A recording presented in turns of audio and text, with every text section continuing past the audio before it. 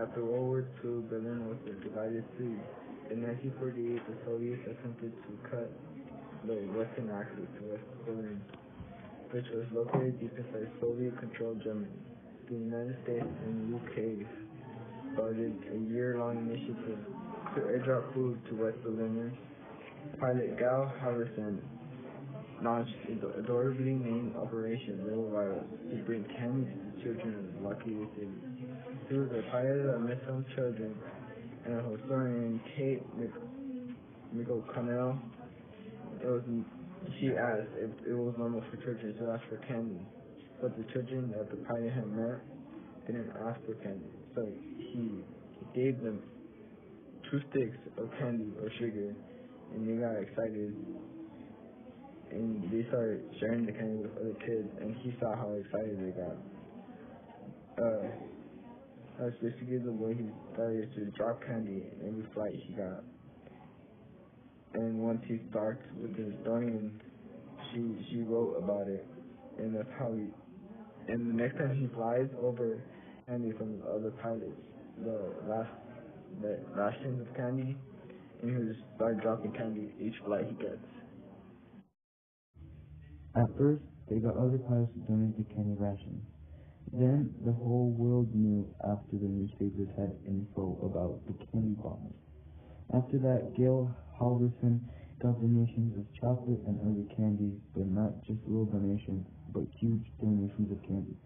At first, there weren't that much kids, but things grew from there as more and more children started to arrive to catch the airdrops.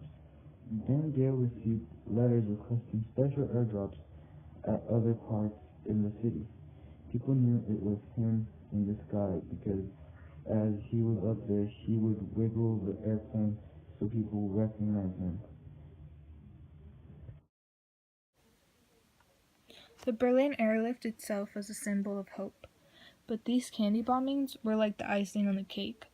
Little kids from Berlin started writing to Halvorsen, asking for him to make special drops at certain places so that they can get their hands on some candy, due to the fact that many kids were already surrounding the original drops and taking all that was there.